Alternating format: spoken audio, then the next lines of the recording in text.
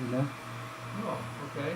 I like to melt things down that I precipitate out of the algae mix and see what I get. I got XRF and lab clips that I've gotten gold sometimes not. It can be a crapshoot sometimes, and you're trying to look at all the other different things. Well, That's what you need is this, one of these. I've been looking for one, but I don't know. I see them, and I see them from price ranges from $40, $50, $60, $70, $80,000 going to $2,500, and you just don't know what you're gonna get. Well, that's the problem. This one new cost $150,000 plus $50,000 for the EDX, so there's $200,000 new. Wow. Used, you can get them cheaper, but they're usually cheap because they're not working the way they're supposed to. Usually, if you buy one of these things that's fairly modern, you can go to the manufacturer and have them send a technician that will fix them. Right. And that costs, between $3,000 and $5,000. That's kind of what I gathered from that, and I was looking at one the other day that was $50,000, $55,000 from the technician.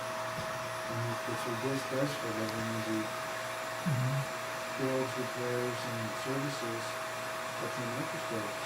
And it looks pretty nice, but it doesn't have field emissions in it, so I can't tell this. Well, see, this will plug into any SEM. The SEMs are built with a port on the side that accepts this. This doesn't come with the SEM. Okay. You can buy it. We bought it, a cheaper version from when we first bought it. It went bad, and then we bought a new one, which was the state of the art a few years ago. State of the art keeps moving, This is true. but that can plug into any SEM. That's a separate item.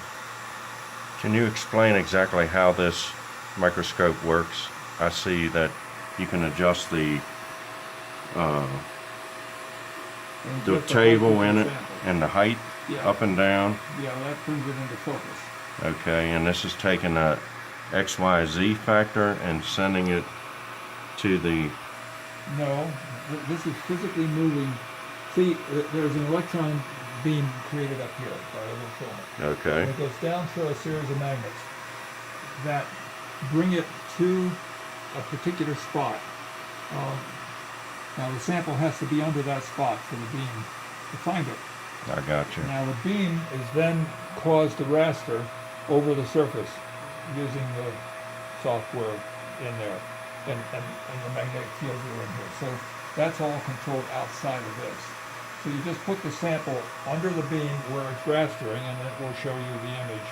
The image is created one of two ways. This is what's called the secondary electron emission. So then the electrons go in, and then they generate electrons in the sample, which then come out and are collected, and the collection is synchronized with the raster, so that now you have an image. Okay. And where it's bright, it means it made lots of electrons, and where it's dark, it made very few electrons. Or you can get backscattered images. In the backscatter, the electron goes in and then comes right back out, and it gives you a different kind of image. It looks, this secondary gives you much more detail than the backscatter does. So when the electrons go in there, they stimulate the atoms. Those atoms, then the electrons go out of the atom. When they come back into the atom, they give off X-rays. Those X-rays are picked up by that X-ray detector and displayed over here as a spectrum, energy spectrum. And then the software identifies which element produces that energy of radiation. So all these dials are just to get the sample into the right place for Yes. it to get the. Right. That's all mechanical. That's all mechanical for that. And this is an electromagnet, or is it electromagnet over magnet, or Well, there's a straight magnet? combination of electromagnets and electric fields in this column Okay, that focus the electron down to a very, very small size. I got you. I mean, it's not a very intense electron beam. In fact, it only has 100 picoamps. But the size right now is 436 nanometers. So it's a very, very tiny electron beam. And the size of the beam, of course, determines the resolution that you can see. So what are we looking at this one? We're looking at that piece of stuff. Looks like a alien planet. Yeah. Right now I'm taking, let's look at this. Turn this off and I'll show you. Now if you, There's a sample that we're looking at. oh, okay. So if you need to move this X-ray up and down to get various readings off of the sample? Once you adjust it for maximum, you don't have to touch it. Oh, okay. Very good. And what are these? Those are the collectors for the electron, for the backscatter and the secondary electrons. Okay. Wow. Okay, so anyway, that's the sample we're looking at, and we're looking at that particular spot on the sample, Okay. and that's what it looks like at high magnification. And of course, it's very, very rough and irregular, and you can't, it's got weird, very uneven characteristics, but this is what's in it. So let's look to see what's in it. We have something here. Let's see what that is. Sulfur. This has a lot of sulfur in it. So what we got here? It's copper, nickel, iron, chromium seems This to be is that missing. little teeny fragment, right? Yep. And let's get rid of the chromium. There doesn't seem to be anything there. Let's magnify this. It's got calcium, but not much in the way of potassium, so that's a little different than we had before. And there's a little bit of stuff here, but we'll look at that later. Let's go over here. Lots of sulfur, little silicon, no aluminum this time, no magnesium. Get rid of it. Oxygen. Okay, that's about it. So now we have possibly a little something here. Let's see what that is. That is chromium. So we do have some chromium in there. Okay, again we have the typical stainless steel, but this time with a fair amount of sulfur in it. With lots of oxygen. So And copper. and a little bit of copper. And way more nickel. Yeah. So let's find out. What's this one here? That's iron.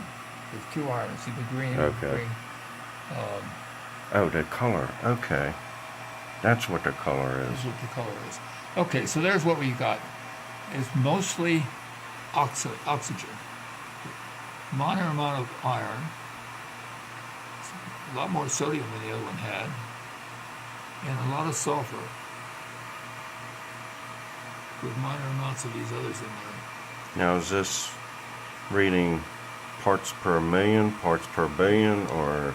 This is the weight percent, and this is the atomic percent Okay. in that material. When you add up all these to make 100. UNN, is that unit? Say what? UNN, what is that percentage? Over here? The weight. Yes. This is the unnormalized number. You want to look at this one or this one. Okay. And this is the error, uncertainty on the value. Wow. So the oxygen has a high error to it. No, but there's most of it. There's a lot of it in there. Right. And those errors are not precise. I mean, for one thing, this is the factor calibration. if we wanted to get this really precise, we'd have to calibrate with something with known oxygen, and then compare it to that.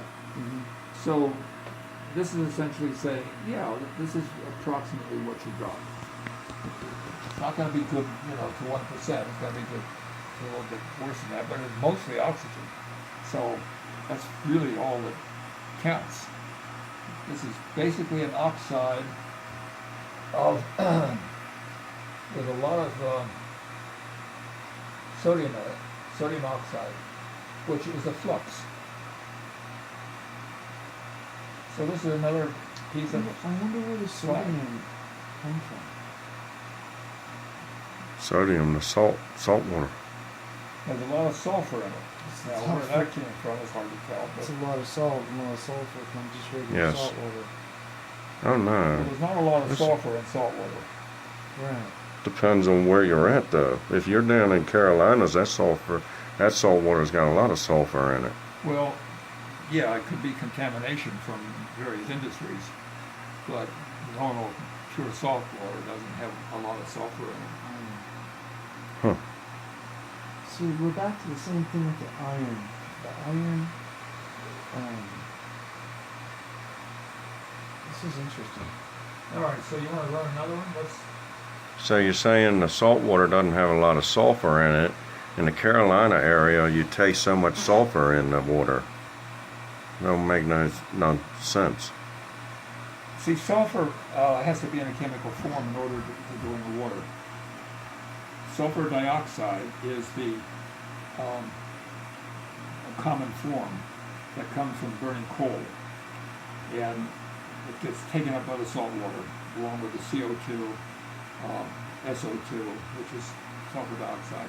Goes in, and that acidifies the salt water. That's the big problem that global warming is dealing with. We're burning coal. The coal is putting sulfur into the air, which then goes into the ocean, which acidifies the ocean, which then dissolves the calcium carbonate from all the sea creatures that are in the ocean. So, yes, it will have sulfur in it thanks to what is taken from coal. But normal pure salt water, not near a coal-fired power plant, doesn't have much sulfur in it because it doesn't have much sulfur dioxide in it. Now the other source of sulfur is hydrogen sulfide. Hydrogen sulfide is a decomposition product of organic matter. I mean, that's why eggs smell like, when eggs go bad, they have that smell. Right. That's hydrogen sulfide. Very Right. powerful smell. You don't have to have very much of it to smell it. So if you have a lot of organic matter in the area, you can in fact get some hydrogen sulfide in seawater. But that's fairly uncommon. What in the Carolinas, in that part of the world, you're seeing is mostly sulfur dioxide, and that's not natural. That's coming from the power plants, these coal-fired power plants. Well, the yellow cake is being mined out of South Carolina, and there's a lot of sulfur in the ground around that area. I had assumed that that's either mixing with the water, Sulfur, elemental sulfur cake. is insoluble in water.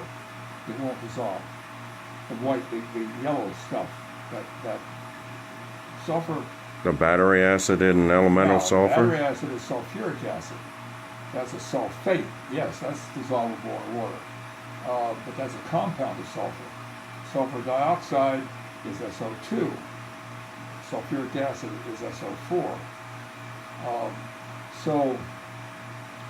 And when SO2 goes in the water, it makes that H2SO3. That's what's actually dissolved in the water. So it's just a different oxidation state of sulfur. Sulfur can take up different amounts of oxygen, which makes it soluble. But the sulfur itself is not soluble in water. It has to be oxidized to do that. Well, when you burn coal, you oxidize the sulfur that's in the coal. Right. That goes off the sulfur dioxide dissolved in the water. Now, if you have uranium mining, God knows what they do there. I mean, they use all kinds of chemicals to get the uranium out, and the uranium ore has all kinds of crap in it, some of which might contain sulfur and be soluble. I mean, there are various minerals that can be soluble, but not very soluble, because anything that's soluble has already dissolved and washed into the oceans. I mean, the rocks are here because they're not soluble. They don't dissolve. Any rock that dissolves is in the ocean now. That's like sodium chloride. That dissolves. It's in the ocean. It precipitates out of the ocean, and we find it in these big beds where it's come out of the ocean. And it came into the ocean by dissolving rocks, small amounts of rock, and then concentrated in the ocean. But generally, rocks that we see are not soluble. Anything that's out there that we can mine is not soluble. If it had been, it would have been dissolved and it would be in the ocean. So you have to make it soluble in order to extract the elements. So when you do that and you dump that solution someplace, yeah, that can get into the ocean. And then now you've got contaminated ocean. Gotcha. So, You know, on a different subject, Myers Buggy, the exhaust was sulfur dioxide. what's what the exhaust? The exhaust to Stan Myers Buggy was sulfur dioxide. That was the main problem with that buggy. Stan Myers is the guy that had all the patents for water-powered buggy, water-powered car, all that stuff. And you look at the results, sulfur dioxide. You see, sulfur dioxide comes from burning coal. Right. That's interesting. Algae makes coal. See, there's two basic kinds of coal. Well, I mean, there's different kinds. There's anthracite and there's bituminous coal, but they have different sulfur contents. And because of the effect of sulfur, they're mining that which has low sulfur, and they use the high sulfur coal for different purposes. They used to not make a distinction. Mm-hmm. And so there was a lot of sulfur dioxide that went into the air, but now the government has forced them to only burn low sulfur coal. But it's not zero sulfur coal, which is low sulfur coal. And as a result, it's causing serious problems in the ocean. Because it's still sulfur. Because it's sulfur. I mean, the carbon dioxide goes into the ocean, that acidifies. But the sulfur also goes in and makes it even more acidic. Wow. Does the elemental coal look like? Well, elemental coal is mostly carbon. I mean, elemental coal was made from trees and plants of all kinds. Right, it's a biomass dying It's a and biomass, so it contains all the elements pressurized and heated. that living things need, plus a lot of other stuff that went into it as it sat there as a bed, you know, it percolated through it. So it has all kinds of crap in it. But living things require sulfur. And so there's sulfur in the coal because of that. Right. Okay, this one you want to run? The one that did you Oh, look at here. the, Okay. you can look at the shiny spot, and the shiny spot's